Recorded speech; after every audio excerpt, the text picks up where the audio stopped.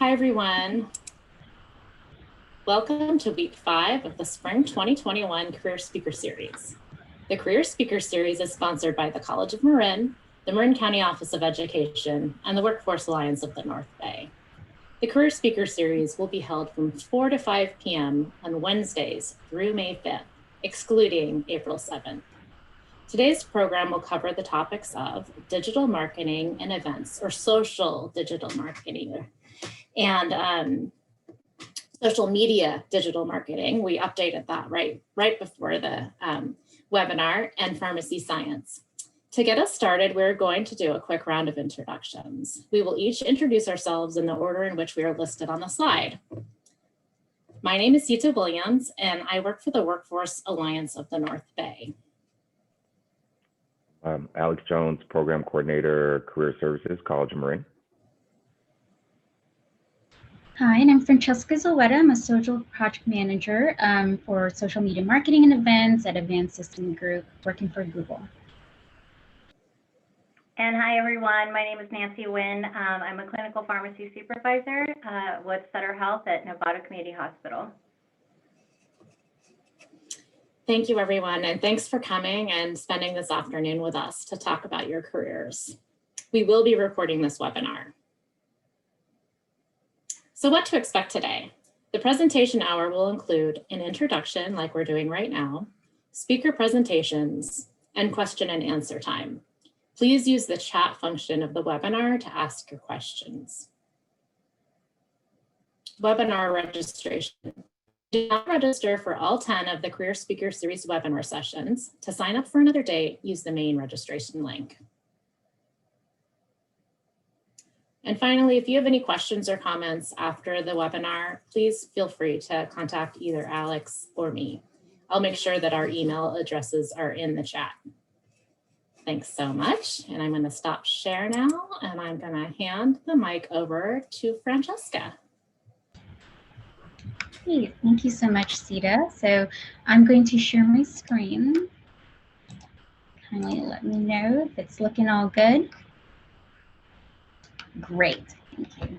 Okay, so hi everyone. As I mentioned earlier, my name is Francesca. You can call me Fran. I'm a social project manager, social media project manager for events. I work for a company called Advanced Systems Group, and I am assigned directly to Google. And I'll talk a little bit more about that as I go along the slide. But first, a little about me. I was born over here in the United States, but I was raised in the Philippines. I identify as Filipino American, and my preferred pronouns are she and her. My current title is Social Project Manager Events. Just changed about a month ago, so I'm still getting used to that title change. But really quickly, the company I work for is called Advanced Systems Group, but I do work for Google. So there's a GIF right here, or GIF if that's how you say it, of the movie The Internship, featuring the campus at Google. And I do want to say that everything that you're seeing right there in the GIF is absolutely true. The campus looks like that, but the actors are not there. So while I'm not officially a Google employee, I do have Google managers. Many of my coworkers are called Googlers. That is a word. If you're new, you're called a noogler. So that's another thing. And when we were working in person, I was also working on site at their offices. And so I very much felt like I was a Google employee as I worked closely with them. However, officially, I am hired by an outsourced agency. Okay. So what is the job? What is a social project manager? What events do I work on? How does it all look like? Well, I think most of you might be familiar with platforms like Twitter and YouTube and Instagram. So think about me working on those platforms, delivering information in behalf of Google, but specifically for Google developers. So I work on a side that's a little bit more supporting, not the consumer side, but more developers who build things for us. So, for example, my specific department or group is called Google Developer Studios. And the main function that we do is create videos and create content on various tools, like a lot of coding tools, programming, software developer kits, different languages like JavaScript and Python. And we make these videos and bite-sized content, deliver that to developers so they have tools to be able to learn. If you're starting to just learn how to program, you can check out the videos there. But also, if you already know something and you want to learn a little bit more, then you check out the resources that we provide. We are across all different platforms, and maybe you're asking is, why do you need a project manager for something like Twitter? Isn't it really easy to tweet? Well, really, we don't just have one Twitter handle, we have a lot of Twitter handles. And so we make a lot of content. We don't just have one YouTube channel, we have tons of YouTube channels. So while I may not be the one writing the tweets or creating those cool GIFs, I'm the one who helps just get everything across all those channels out into the world. And sometimes you need a person to help create those processes, develop those workflows, make sure everything looks good, so a little bit of quality assurance there. And that's why there's a project manager in the position, such as myself. Other words, you can think about positions like coordinators or facilitators, right? That's something that's similar to my job as well. And most recently, I have been dedicated to just working on events. These might not be events that you attend. They are, unless you're really into developing and programming and coding. So they're often called Google Developer Summits. And what I do is help project manage the social media part of the event. And so when we create events, everything that you see on Twitter and on YouTube is part of my job. Everything behind that and the planning and getting that out to Twitter and YouTube, that's part of my job. So think live streams, live tweeting, or Instagram stories, Instagram feeds. That's part of the work that I do. Right. So again, part of the job too, it's not just facilitating and creating processes, but also making sure that the scope of work is always within budget. So a lot that in my head is working on budgets. Are there enough people on the team to be able to accomplish the goal? Are we still working towards our goal? Those are the questions that the project manager usually thinks about. Here are just some examples of the work that I've worked on. These were very recent. You have a little cool, cute character there called Dash for an event called Flutter Engage. And Flutter itself is an SDK, and they just released a Flutter, a 2.0 version of the SDK. So that was a big deal in the developer community. And we had a lot of people watching, and we were live tweeting.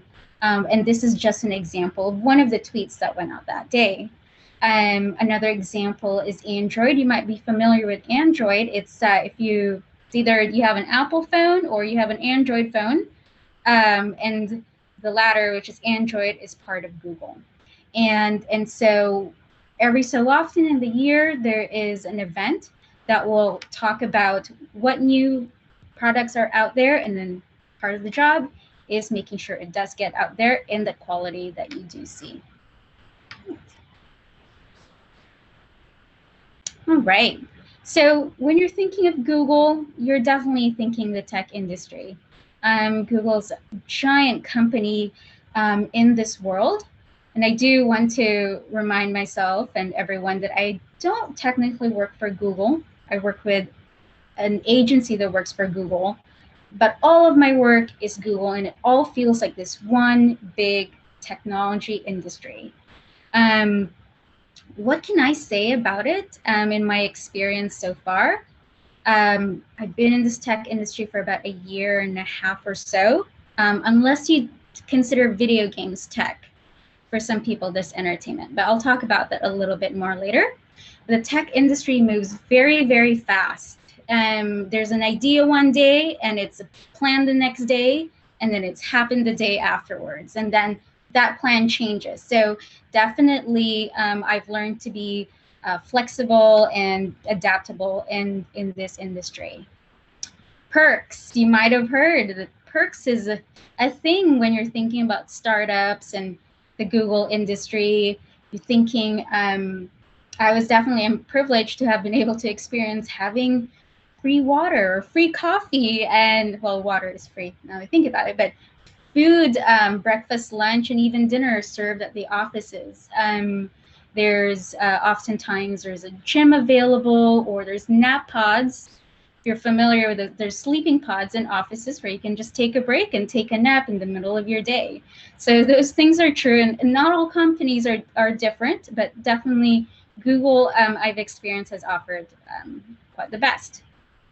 And in the tech industry, there's tons of opportunities. Usually when you're thinking tech, you're thinking about engineers and programmers and coders, but really not everyone is a programmer or an engineer.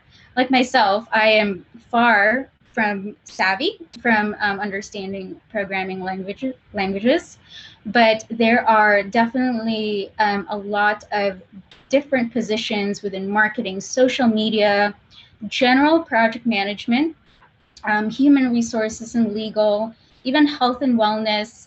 There's tons of positions in tech industries. A lot of the people I work with actually have a designation of program manager, and so it just means you are in charge of the health of a very specific program. Doesn't matter what it is. It could be my boss, his program is social media.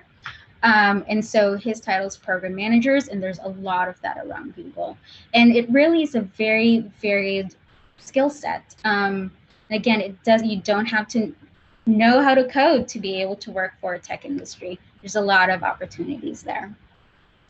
And the tech industry is here to stay. As we know, things, everything in our lives right now is all about tech. You have your phone with you all the time. That's definitely the world we live in. And in the tech industry, they're always innovating and changing as time goes on. Another thing about the tech industry that's it's pretty well known is the challenges in diversity in various intersectional identities. And so for the most part, it has been known as an industry that was predominantly white male. And so part of the goal of many of these industries is to try to increase the diversity among its workforce. And we're looking at various aspects, whether it's ethnicity, gender identity, accessibility.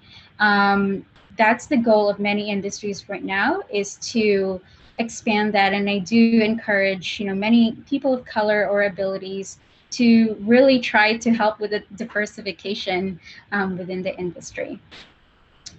And so I realized one of the questions is how has the industry survived during the pandemic, or thrived during it? And I would like to say, but for the most part, for many tech industries, because we lived in such a digital world, and many of us had been working from home every now and then, because we were allowed that flexibility, that we were able to pivot to 100% work from home situation. And so most of our work did not stop, especially when you're thinking about social media with Twitter and YouTube. They were well and alive during all the shutdowns last year and even currently. And so the tech industry in that sense has been very flexible and has been able to really weather the issues that we experienced recently. Okay. Now, the big question, as is a career talk, how did I get to this career?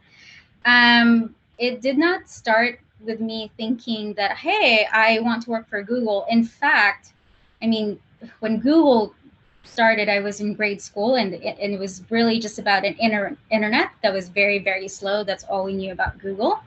But really, when I was younger in grade school and in high school in the Philippines, I loved video games. I just loved playing video games back in the Nintendo or family computer, Sega Genesis. And probably dating myself, but you might be more familiar with the PlayStation. And so that was my favorite console.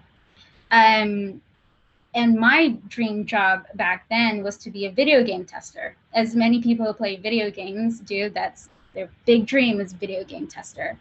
And so when I moved to the United States at 18, that was my goal. There was a PlayStation store in San Francisco that sold PlayStation video games. And I said, hey, let me start selling games, and then maybe I can get my foot in the door into corporate. And sure enough, it happened. It didn't happen immediately, though. In between the PlayStation store and PlayStation corporate, I still had a few jobs in between, but also I was still going to school at City College of San Francisco full-time, trying to get a degree done. And it was definitely challenging to have a full-time job and go to school full-time and try to get to classes in the morning, not fall asleep in front of your instructor, and then try to do it again in the evening and going home at midnight and working on papers. So it was definitely a lot of hard work, but definitely very fun. And I've learned a lot of things in that process. So City College went on for 8 years until I found another passion along the way, which was, simply put, helping people. And so here in the United States, it's much more common to be able to identify that as mental health, or we have some social issues. It's more clearly defined here than it is in the Philippines. And so I decided that I wanted to study that. In that process also, I think in between having the passion for video games and passion for mental health, I myself was experiencing some challenges with moving from one country to another, losing the identity I had before to a new identity as an American, then trying to merge that together and choose sides or decide what I want to be while trying to keep traditions, and then trying to be a full-fledged American at the same time. And so in that sense, it was challenging. I was, my emotional state was really being impacted. And at the same time, my father had passed away 3 years after I moved here. And I had moved here without any family, so I was pretty much alone. So I think many folks, who've immigrated can really relate to the experience of what it's like to move different countries, have different, start a new life with different friends. And at that time, I knew that the best thing I could do was to seek some help. And let me say that seeking help and going to a therapist and receiving counseling is not something that a Filipino family is usually very open about or knows much about. So for the most part, I had kept it a secret from my family. But I'd like to say that being in therapy for about 10 years has really, really helped me become the person I am today. I'm so proud of it. It was a lot of hard work, and I just I would recommend it for everyone. It's like having a car and knowing that you need to bring it in to change the oil or have a tune-up. Our brains and our emotions are pretty much the same. We need to just, help, have someone help us do a little bit of a check-in. And so I really advocate for taking care of mental health while you're trying to live your life in this world where we are today, trying to go to school, trying to work, and then trying to have fun at the same time. So with the exposure to therapy, exposure to psychology classes in City College, which were awesome, I decided, hey, I guess I could become a therapist myself. I want to be exactly like my therapist, a marriage and family therapist, specifically. That would be the title. And so after 8 years, transferred to San Francisco State, finally, then graduated those 2 years, and then applied for the counseling program. And so did 3 years of grad school, hooray, and then quickly did internships as a therapist. Usually you get some practice while you're in graduation school. And one of my internship places was actually in Bayside Martin Luther King Jr. in Marin City. And so I got to work with that community. And I was also, not just at that time, but suddenly exposed to a lot of the racial disparities in Marin that I think many of us are aware about at this point. But it was so enlightening and such a pleasure to be able to work there. And soon after, I worked at the County of Marin.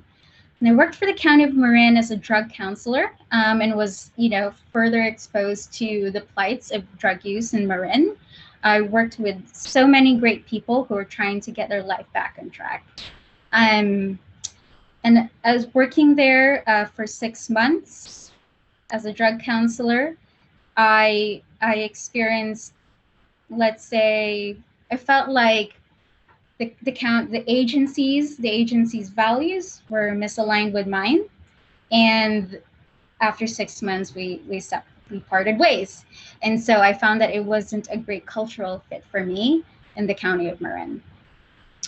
So what was I to do? I didn't know. I didn't have a job. I was looking for a job, and I had a very specific two different skill sets. I was a great coordinator in marketing and then also a therapist. What is that gonna get you? So luckily enough, I had made some really great friendships in past jobs, and my old boss knew of a job as a coordinator somewhere in Google, and sure enough, they saw my resume, they saw all the past experiences, and said, hey, she can do more than just coordinate.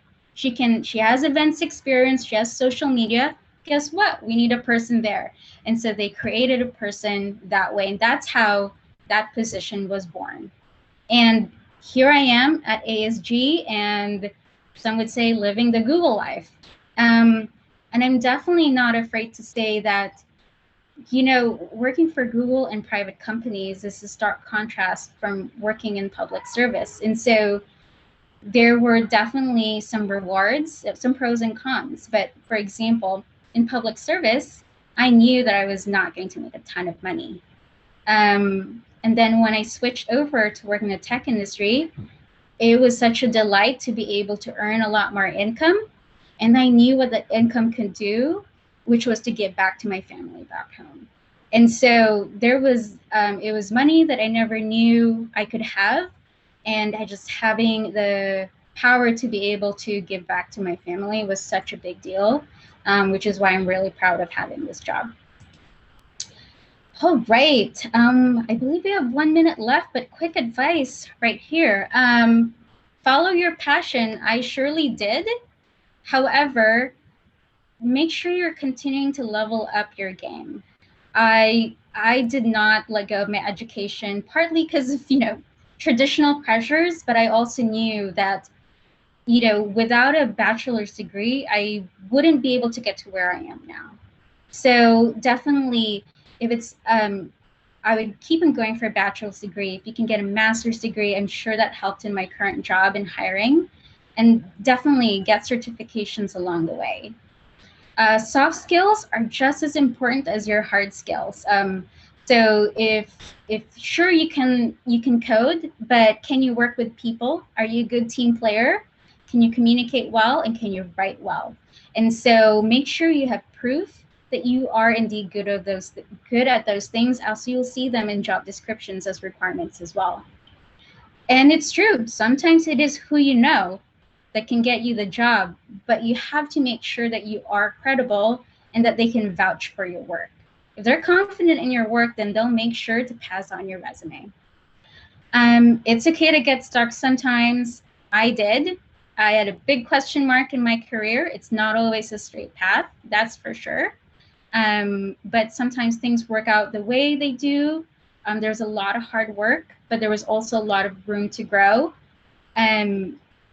See opportunities as ways to learn and positive challenges. and you're gaining skills along the way, even if it's work you don't want to do. And lastly, take care of your mental health at all times. There's definitely a lot of resources in that online, so definitely dig into that. And that is the end of my presentation. Thank you very much for this time. Yeah, thank you, Fran, for sharing. I had a list of questions. I just started crossing them all out, so you covered everything like perfectly. Oh, cool. So thank you. Thanks for making my job harder. No, but I had a question, like more of a fun question. What was like a day when you went to work? We asked somebody this question last week. You're like, oh man, I love this job. I love what I'm doing right now. This is amazing. Can you tell us a little, like, can you identify a day and share that with us? Yeah, it was actually a more recent day when my job just suddenly was honed into just events, and I wasn't overwhelmed with a lot of work, but I actually woke up and said, wow, I just get to work on one thing. I can't wait to organize and coordinate all of this. And we're currently in a planning process of an event coming up, and I'm really excited to get into my Google Sheets, get into my Google Docs, and into all my chats and pings and coordinate. The job I'm in right now is gathering all the information that's existing around Google, or what we call our stakeholders, and then disseminating them to my team because they need the information, they need support, and I can help them. I hope that helps answer the question. No, that was good. And a couple of students asked, what skills should they know that they should possess going into this career? Like social media, coding, what would you recommend? Sure. Well, let's start with social media. I think the youth now is very, very involved in social media. Who doesn't have a Twitter? Who doesn't have Instagram? Has been on Facebook at least once or watched a YouTube video. And so those are all social media platforms. Now, my biggest advice there and skill is learning how to create content. Content is like blogging, vlogging, creating videos, creating tweets. And over time, as you're creating content, that becomes your portfolio. That becomes your resume. So part of that is making sure that whatever is out there in your social media platforms are professional, and it shows your creativity and it shows your passion, and it's curated really well. And then that's what you can give to people who are recruiting for social media managers. Very easy to say, this is my work. It's all online. Coding, on the other hand, is a little bit different. It's a little bit more technical. But I can say that part of my department is making sure people who want to start to try to code or become a developer have the resources to be able to start. So you can go to our, you can go to YouTube sites. You can learn how to code. Depends what language you want. You can go to websites. There's a lot of blogs that tell you how to start.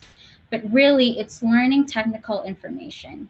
And beyond that, you can join, Google actually right now has a certification program. So that's actually a great place to start. If you want to try to learn to code, try to get a certificate with Google in one of the courses that's offered there. Thank you. And just one more question, and then we're gonna head over and have a conversation with Nancy. Just like income for the different type of roles that you supervise, what does the income look like? It doesn't have to be exactly like ballpark, just for people interested in possibly going in this, they can kind of crunch those numbers as well. Sure. Let's see. The tech industry right now has a lot of money floating around, and so that specific industry, when you are starting in theoretically, it's they give you, what's a good way to say this? They pay a lot. And so your range would easily start from 60 to 65 at your very junior level. I know, out of school, straight out of college, you can probably go at 60, 65, and you might not even know anything about social media yet. And so And then it can range from like your six figures into the hundreds, 150,000 as you progress and level up in your role. Well, thank you so much, Fran, for talking with the students and the community members today. Definitely appreciate it. So thank you. Thank you so much. And we know you have to log off. So thank you. Thank you. Thank you so much for having me. Yeah, definitely I'm open to more questions if you need to send them to Alex and go back to me, and I'm happy to answer them. Good luck, everyone, and thanks for having me again. Have a great day. You too. Thank you. Bye. And Nancy, I know you have some a presentation you wanted to share too, so we'll get you set up. Okay, give me 1 second and I will share.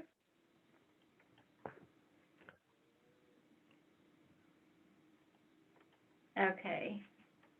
Are you seeing the screen? Yes, perfect. The slide? Mm-hmm. Okay. So hi, everyone. My name is, again, Nancy Nguyen. I'm a pharmacist, and my current role right now is a clinical pharmacy supervisor at a hospital. That's part of the Sutter Health organization. It's located in Novato.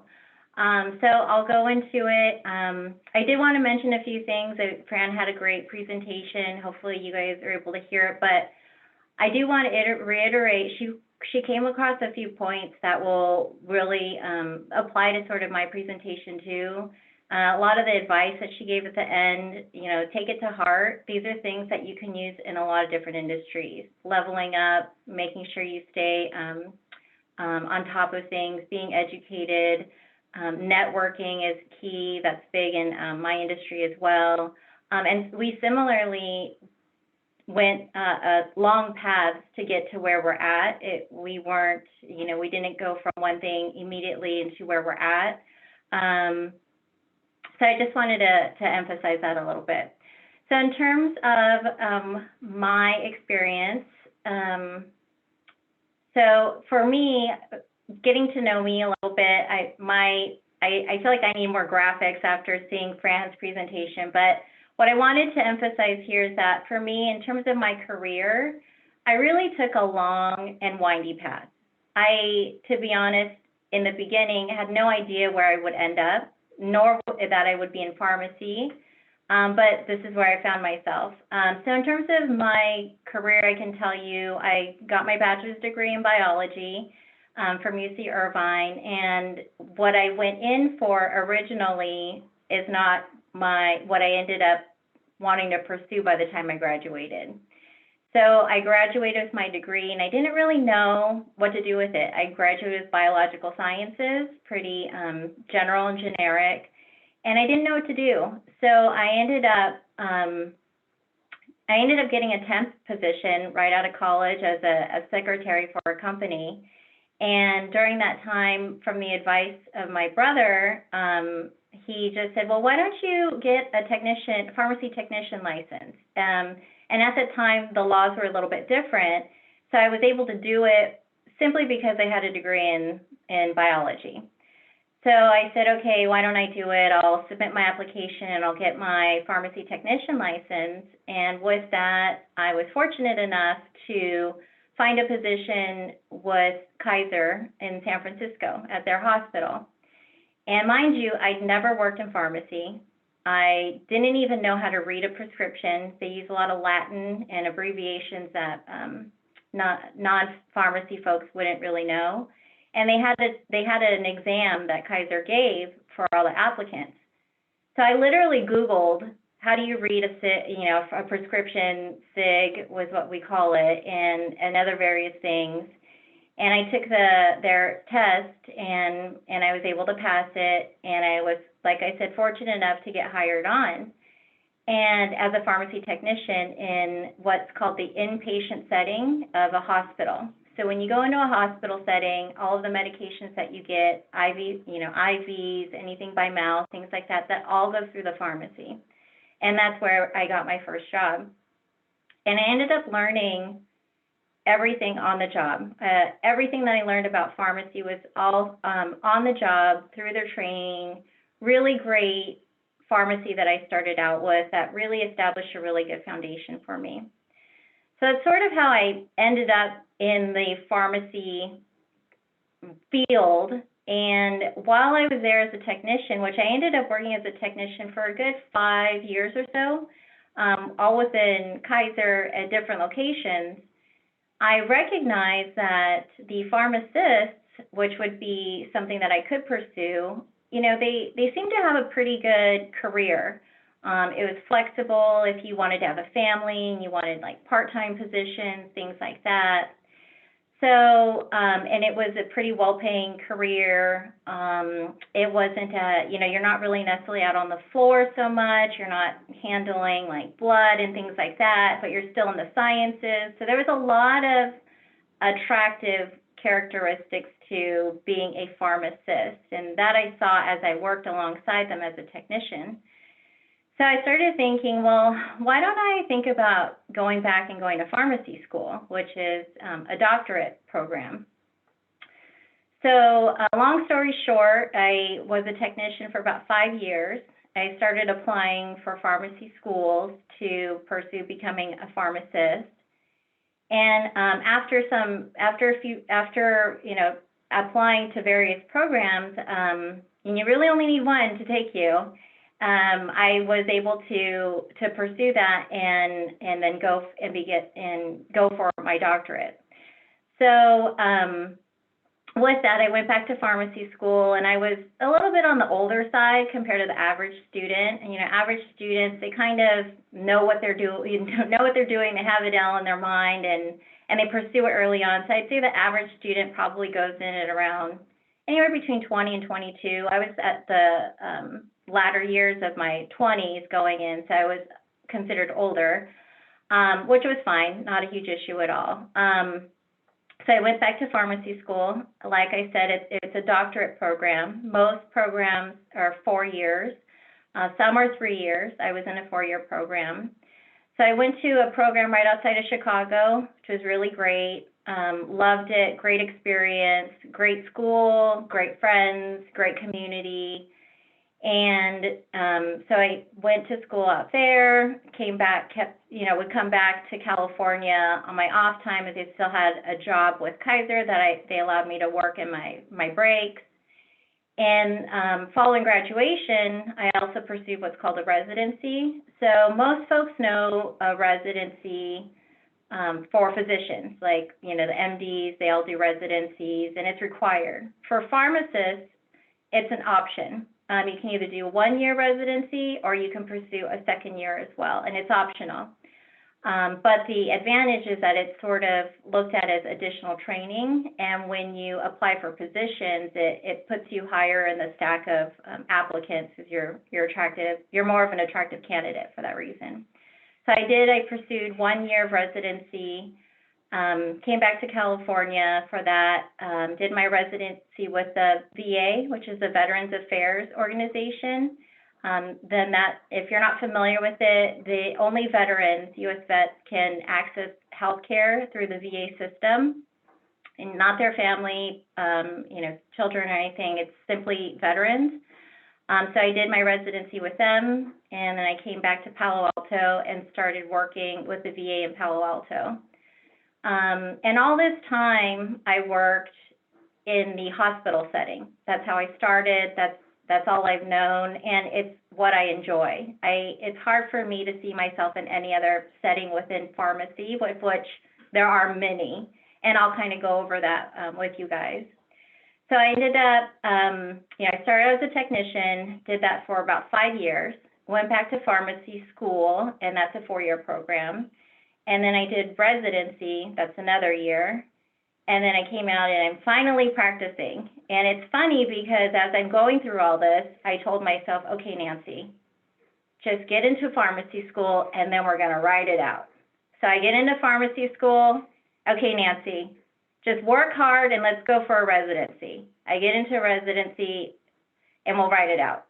And then once I'm into residency, okay, Nancy, we just got to find a job, and then we can write it out. So at every point in time, I just thought, okay, this is all I have to do. Okay, this is all I have to do. And as things progressed, there was a little bit more. And finally, when I got into my first position, I allowed myself to sort of write it out.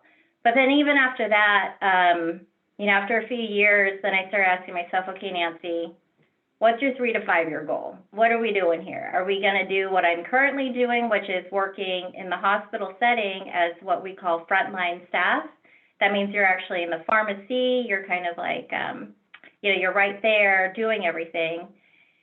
And I asked myself, after working a few years doing that, what is my goal now? Where do I see myself in the next 3 to 5 years? Do I want to be continuing to be frontline staff or what? And so after working at the VA in Palo Alto for a few years, I realized, okay, I don't know if I necessarily want to do this long term. I think my next goal is really to see if I can find a position within pharmacy, within the hospital still, that utilize what I felt like is my skill set. You know, I feel like I'm very organized. I feel like I'm great at projects, at least in my opinion. I enjoy doing projects. I enjoy putting logistics and things like that together. Not necessarily so much managing and going into management per se. And I still also wanted to keep what we refer to as like the clinical skills, clinical being your sort of, how would I define clinical? Clinical is being on top of like the understanding of the intricacies of pharmacy knowledge. Like, do I know the latest guideline? Do I know what's the first line recommendation for, you know, such and such, things like that, just being on top of that sort of clinical information. So I started applying for jobs again, to see what I could find. And what I ended up with is where I'm at now currently, which is a community hospital located in Novato. And it was a new position that had been opened up, new for them. And they wanted to bring in someone to move the clinical program forward. It's a small hospital. They needed someone to really move the staff in that direction, where we're a little bit more on cutting edge, and someone to manage those sort of things.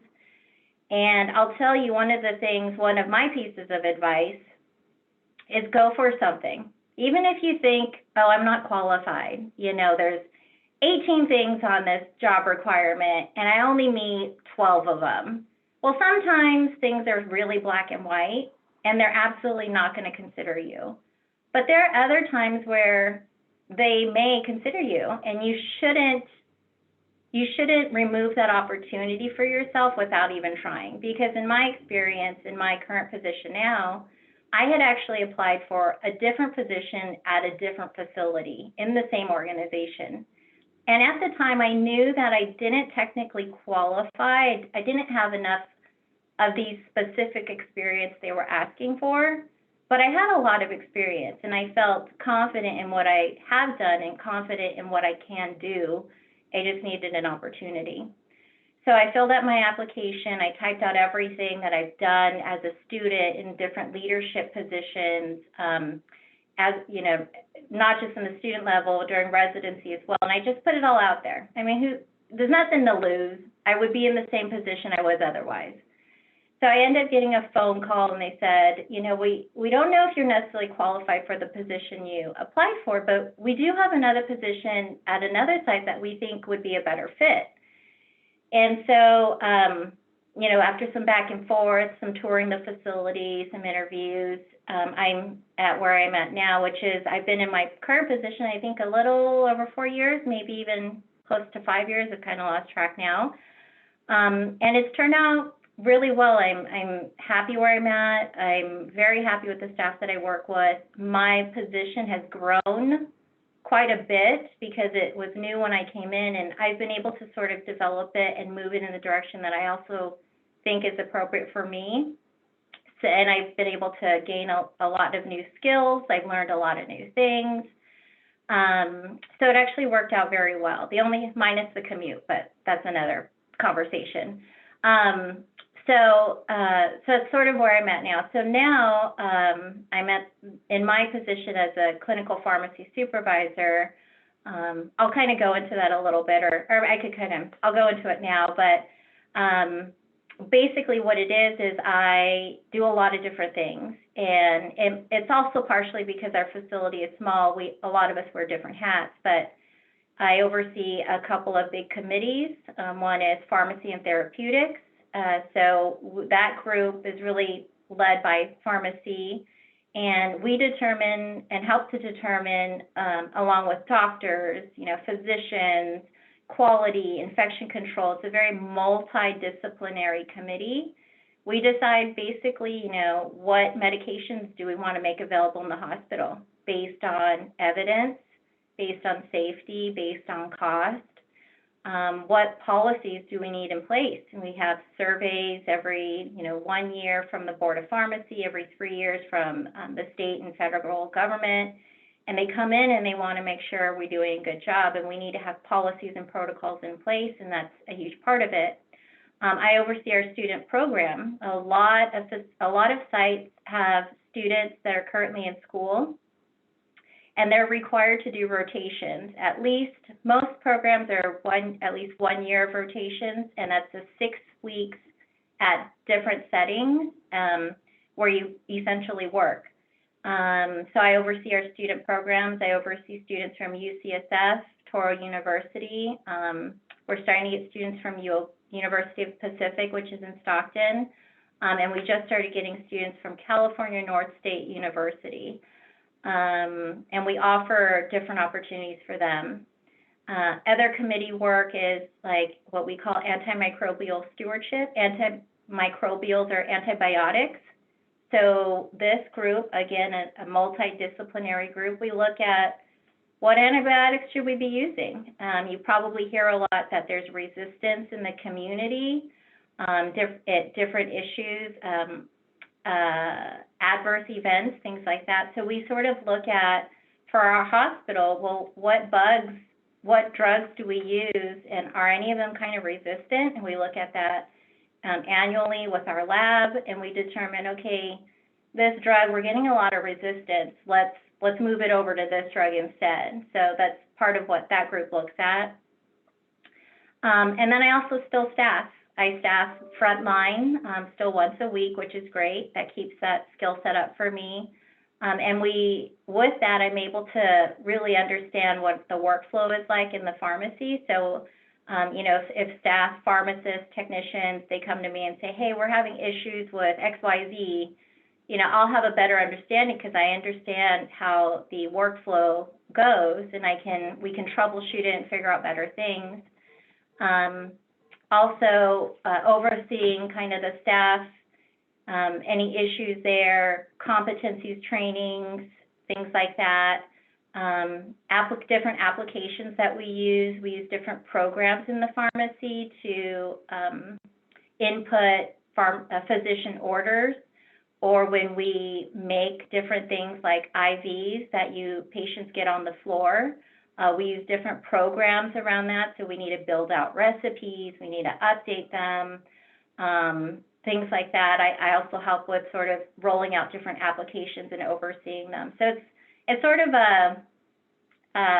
a lot of different things that I help to oversee and do. But that's actually it actually fulfills what I was looking for originally, was being on projects, logistics of things, and kind of working on that side, as well as keeping myself up clinically. So that's kind of where I'm at right now, and the long road it took for me to get to where I am today. So a little bit of high level for folks who are familiar. I'm guessing that most folks, if we were in a room together, I'd probably ask this question and see who raises their hands, or ask people to tell me, like, what do you think a pharmacist does? And if I had to guess, I would guess that most people would say, oh, it's that person at the local CVS pharmacy who takes forever to fill the medications. And yes and no, but I think the idea about pharmacy technicians and pharmacists is limited for the most part, and underutilized, underrated for the most part. So in pharmacy, really, you've got pharmacy technicians, which, like I mentioned, that's how I started in pharmacy. That's kind of my past. And then you also have pharmacists, which is my present. So for pharmacy technicians, there are certain requirements by every state. So we're in the state of California, so you would go to the California State Board of Pharmacy to find out, what do I need to do to become a technician? There is an exam that has to be taken in order to get your technician license. And beyond that, you can also pursue, it's a certified pharmacy technician license, which isn't required, but it's an additional certification you can get. So to get your license, generally you go to a pharmacy tech program. If you do pursue this, be careful about where you get it. You can easily find programs that are probably 30,000 plus. At the same time, if you do a little work, you might be able to find programs that are only 2,000 to 3,000. So for example, I know in the past, originally from the South Bay, Mission College is one of the JCs down there. They were offering a pharmacy tech license, and you can get it for 2,000 to 3,000, which is very reasonable, versus if you just go with the first private school, it might be 30,000 to 40,000. Who knows? It may be even more.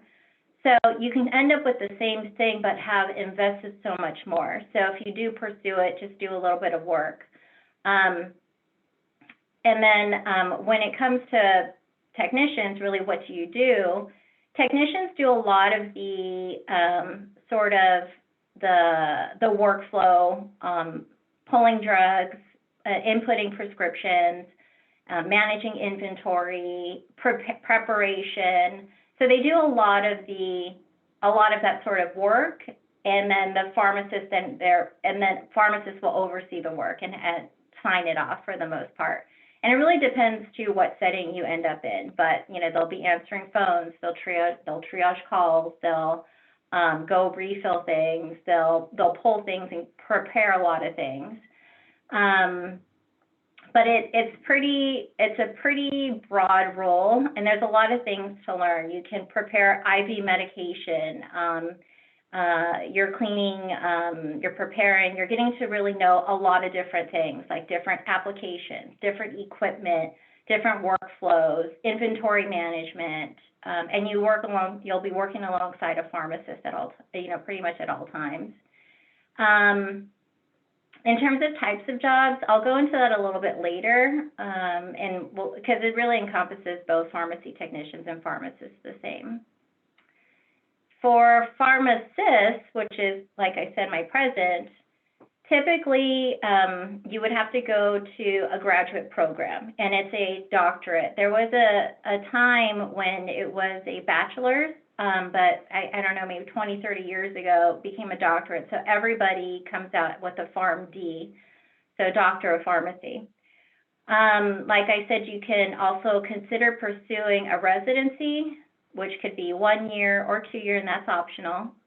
And there are different certifications for pharmacists too. One of the really well-known ones is board certification. So there are board certifications in a lot of different areas.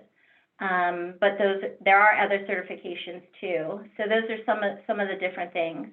For pharmacy school, at least the last that I've known, you don't technically need a 4-year degree in order to apply to a pharmacy program, pharmacy program.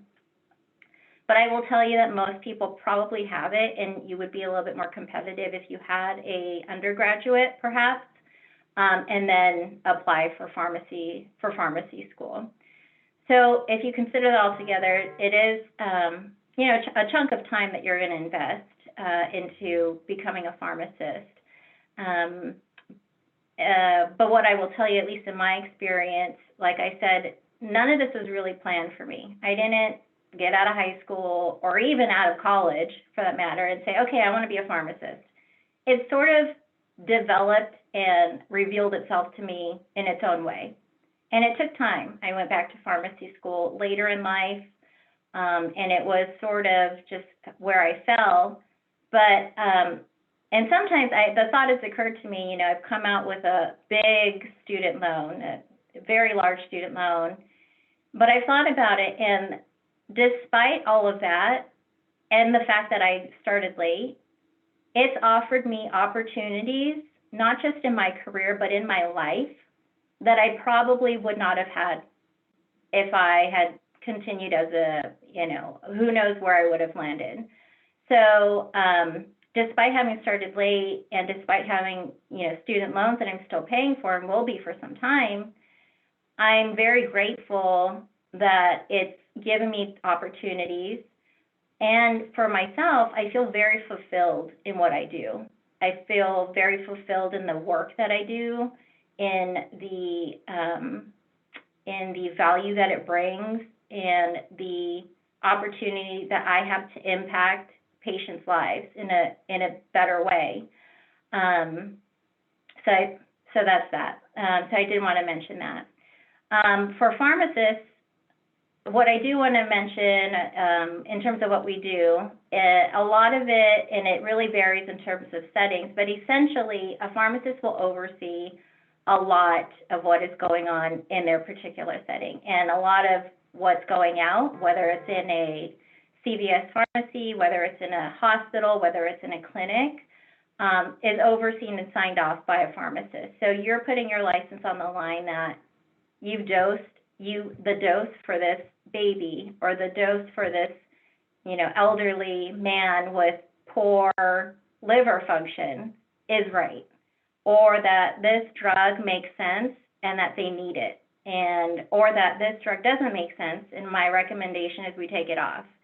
So a pharmacist's role can be really, really broad, and it really depends on, again, like your setting. And we'll go into it a little bit later, but for example, in a clinic setting, what we call ambulatory clinic, ambulating means you're able to move around. So it's really clinics on the outside setting, outside of a hospital. A lot of clinics are actually led by pharmacists. They have oversight and a protocol that allows them to check labs, that allows them to order medications for patients, to change what dose that they're on. So those types of clinics are usually specific disease states, like a diabetes clinic or a pain clinic or a heart failure clinic. And there's a lot of those that are run primarily by pharmacists. They'll see patients, they'll check different labs, they'll listen to their heartbeat. So it can be very broad too. In terms of what it can offer, there are the main draws probably that kind of the first things off the top of my head are really flexibility. I think I mentioned it a little bit earlier. You can have different hours, depending on your setting. You can work mornings, you can work evenings, you can work graveyard, you can work full time, you can work part time. You can work just a couple of days during the week and then maybe a weekend day. So there's flexibility there, which sometimes is helpful, for example, if you have a family and you have different hours that you want to fill, things like that. And it's pretty well compensated, and we'll kind of talk about that a little bit too. And then I've also kind of talked about my current role of where I'm at right now, so I won't really repeat that. So the terms of the different types of settings for pharmacy, pharmacists, technicians, there are some here that are obvious.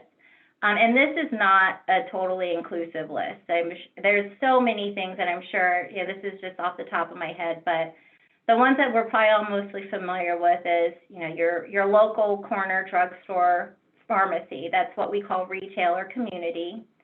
The other big area is hospital, but within hospital, that breaks down even more. You can work for the main pharmacy, or you could be more specialized. Like, I want to be an intensive care pharmacist. They have pharmacists that are just in the ICU setting, or just in the pediatric ward, or in the oncology. And oncology is sort of the cancer ward. If you're doing the medications and the chemotherapy for these patients, that would be oncology.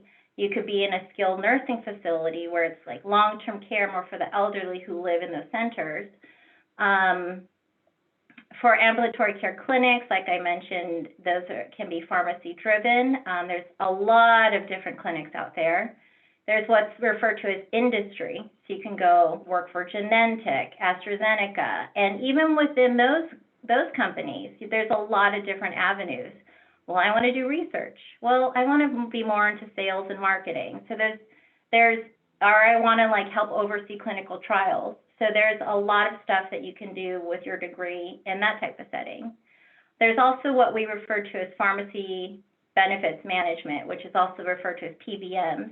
And that's more of an office type of setting, and that oversees sort of, rather than like in a hospital setting where I'm looking at one patient at a time and making recommendations just for that one patient, this makes a recommendation for a whole population.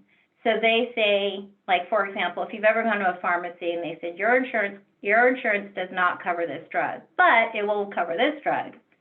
Someone on the back end made that decision, and a lot of times it may have been a pharmacist or a who helped participate to make that decision to determine, we're going to cover this drug, but we're not going to cover this drug for XYZ reasons. And so that's sort of more of like PBM. So they would look at and evaluate, based on evidence, how well does it work? Is it safe? Is it effective? And how much does it cost? We're going to go with this or that. So that's sort of one piece of a PBM type of setting. There's like nuclear pharmacy, where they deal with radioisotopes. And let's say, for example, someone's got an infection. They need to find out, where is this infection in this patient's body? They have pharmacies and pharmacists who will pull those medications for the patient and deliver it out.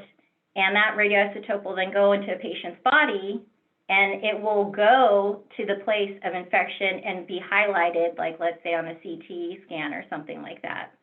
There's academia. If you like, I feel like I love teaching, and I have to admit, I'm one of those people. I thought growing up, I was like, I like teaching, and this is how I incorporate it now, as I oversee our student program, and I always have participated in some way as a pharmacist in the student programs. But you can work even specifically for a school where you're teaching courses, you're overseeing residencies, you're a lot more involved. So, for example, when I was in school, all the instructors are pharmacists. So there's academia that you can pursue, and you can do that along with research. There's informaticists. So, for example, in the hospital, the program that we use, that we input everything is in the computer. It's what we call CPOE. It's computer physician order entry. We want everything electronic. But somebody on the back end has to build all that out. But they have to have a clinical understanding of what we need. You can't have just a strictly technical person who really doesn't understand drugs and how they work and what their needs would be when they're ordering. So we have pharmacists, informaticists, and that's something that you could pursue as well. And that's probably just the tip of the iceberg. There's a lot of different things, and what I'm trying to hopefully help emphasize is it's not just don't limit what you think or what your understanding so far of what a pharmacist or what pharmacy is. It's really, really broad, and there's a lot of opportunity. You can probably create and define something that you really enjoy if you were to pursue something like that. Nancy, I wanted to give a little bit of, sorry, did I go over? Yeah, we're at time, but I was going to tell the attendees, I would definitely want you to finish your slides because there's a lot of really good information. I just want to ask some of the questions some of the attendees put in. Yeah. So if we could, feel free if you have to hop off, we're going to be recording this, so you will be able to get this information. But if you're able to stay on, please stay on, and we're going to just keep going. Then we'll ask some questions. But I just wanted to bring attention to the time. Yeah, sorry about that. I guess I can go a lot longer than I thought. Really good information. Continue, please. No, really good information. I'll go really quick. These last two should be really quick. So I did want to be transparent and kind of bring to everybody's attention. And I found some data, trying to find some data about pharmacists specifically. So this is from the Bureau of Labor Statistics, but this is just keep in mind, this is from 2013. And this is for all of the US.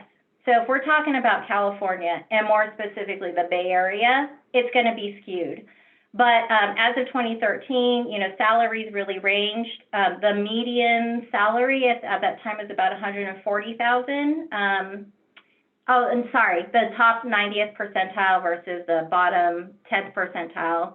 And then top employment locations, hospitals, grocery stores, drugstores, and then there was room for growth, okay? So then I found some newer data. Take this with a grain of salt, but just to show you, this newer data, the latest that they had was median pay from 2019. So median pay is 130. And again, keep in mind this is for all of the US. I'll tell you in my experience, anecdotally, in California, at least the settings that I'm familiar with, you're probably getting closer to 150, 175 a year annually. Again, it's a doctorate degree that you would get. There are jobs, but I think the outlook in the next 5, 10, 15 years, the market probably will become a little bit more saturated, just to be aware. But pharmacy is one of those things, when you get into it, it's hard to lose your job. So there may come a time, though, where it's a little bit harder to get one. It'll take a little bit more work, but I think there's still opportunities, but just know on the horizon, might start getting a little bit tighter. And then that's all I really had. And then any questions? No, that was great. Thank you. A couple questions in the box. One of the attendees asked, what is something we should avoid going into this field? I think just kind of reading that, I'm kind of like interpreting like maybe something to watch out for, pay attention to, cautious in terms of like you were saying, like the occupation opportunities. Yeah, what is something they should be, I guess, cognizant of going into this, I suppose? Yeah, so like downsides, I guess, right? Yeah. So just know that you can pursue become a technician, which I know I have friends who are, that's how I started out. I have friends who are career technicians, and then you can also pursue pharmacists. I guess the downside may be that if you pursue your license, whether it's technician or even as a pharmacist, do your due diligence and really find something that's cost effective. If you're going to look for a pharmacy tech program, find one that's cost effective. Because at the end of the day, your license is the same, but you don't want to end up with more loans that you have to repay. And similarly, take that into consideration when you go to pharmacy school too. You may have to move to a different state or something like that, but if you do a little bit of work, you'll be able to find something that can be more friendly to your budget if that's a concern, which I'm sure it is for most folks. It is going to be, it's going to be an investment of time if you do pursue, let's say, becoming a pharmacist. But like I said, I think the ROI or the return on investment has been worth it, at least in my experience. And another question, how has COVID affected your profession? Oh, yeah. I mean, we talk about it almost every day. So I work in the hospital setting, and with that, the hospital, as all hospitals do, there's a lot of protocol around infection control. For us, for the pharmacists, we've had to learn a lot very quickly. A lot of information was coming out very fast in terms of how do you treat patients, what do you treat them with? And in the beginning, we didn't really know.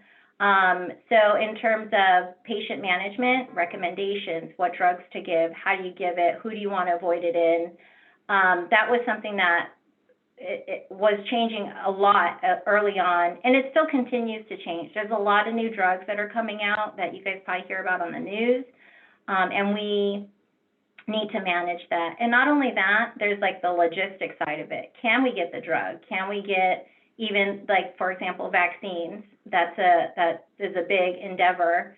How do we get it from the county? Are we getting enough? How do we do the logistics around patients? So it's multivariate and from a lot of different angles, and we deal with it in a lot of different ways. How do we deal with our staff? How do we ensure that they're safe, and not just that they're safe for themselves and with each other, but when they're around patients? So there's a lot of different ways it's affected us.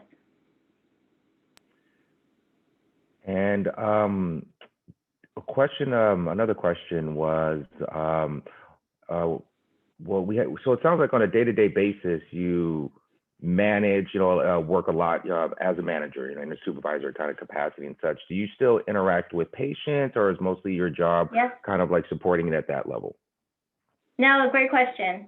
So my role is sort of unique in that I still work in the pharmacy frontline staffing once a week, sometimes twice a week. During COVID, when that really ramped up, it was twice a week.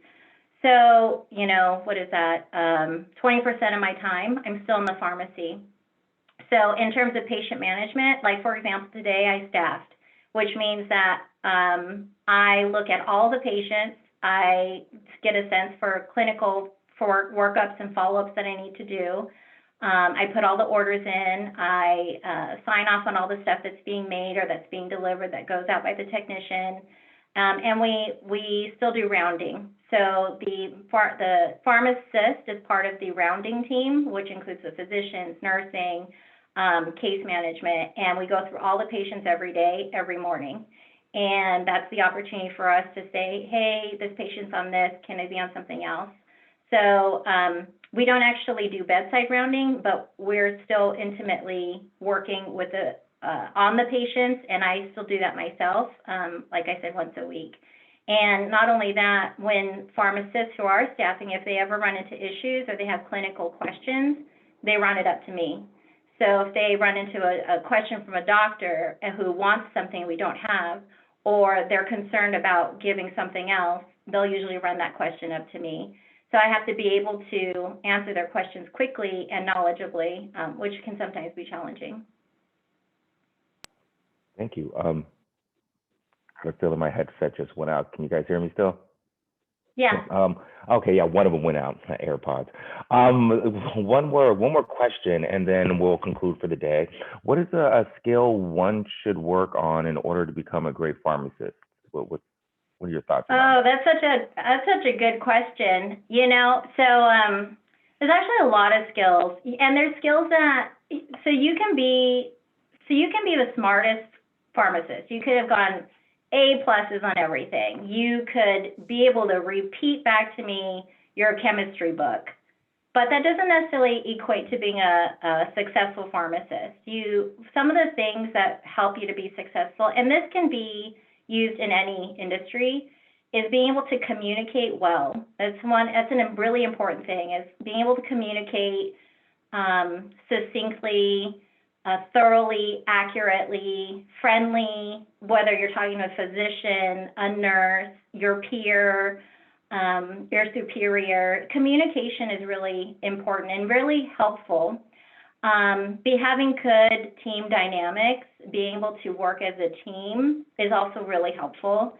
Because you can imagine if you're working in a pharmacy and you've got someone that you're working with who doesn't work as hard as you do, or they're really toxic and create a lot of drama, those sort of things make it harder. What else? Those are probably the first two that pop into my head. I just feel like the pressure of time is on me. But there's going back to what Fran mentioned earlier, those soft skills, they're also important in pharmacy. Well, thank you. Thank you so much for taking time, and thanks. I didn't even realize all the job options and opportunities that are available for people with that educational background. So thank you. Yeah, if anybody else has any other questions or any questions coming to your mind later, feel free to email it to us, and we'll get it out there and try to get it answered. But yeah, Nancy, thank you so much for taking time to yeah, chat. I'm happy to help. If you guys have questions anytime, run them through, Alex or Sita. I'm happy to help. I love to help. Thank you so much. Thank you for taking the time to come and talk to us today. Yeah, sorry I took you over. Best of luck, everyone. No apologies at all. Thank you. Okay. All right, bye.